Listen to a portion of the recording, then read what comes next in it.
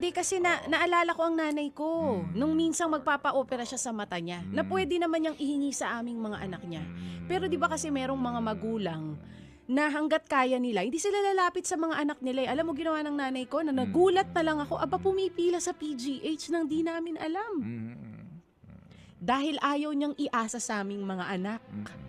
yung Pero magiging hindi pero hin panggasta niya. Pero pero hindi kasama sa PhilHealth yan, eh. yun na nga, pero Oo, yung kung yung tutuusin kaya naman naming yung pagtanggal pag-ambag-ambagan, ng 'di ba? katarata, Yun na nga, oo, oo. hindi sakop ng PhilHealth. Pinagalitan ko pa nang nalaman ko. Sabi ko, bakit ka pipila sa PGH? Pwede naman tayo magpunta sa pribadong ospital. Kahit magkano yan, igagapang natin yan.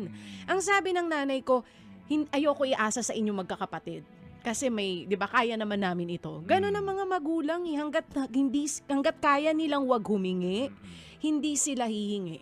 Kaya wala talagang kwenta ang healthcare dito sa Pilipinas. Sa totoo lang, alam na alam yan ng lahat ng tao na nakaranas ng magbayad ng pagkalaki-laki na ubos ang savings para nang maisalba yung mahal nila sa buhay. Hindi ba? Habang Oo. ang ating mga kagalang-galang ng mga mambabatas tumatanggap ng 1.3 million Oo. na buwanang sweldo at allowance at sinasabing 2 milyon na Christmas bonus. Eh At di ang sana pinakamasakit pa, opo, sa mga pangyayaring ito na habang ikay naghahayag ng iyong damdamin, saloobin, sentimiento at hinaing sa gobyerno, ang turing sa iyo ay isa ka lamang nasa ibaba.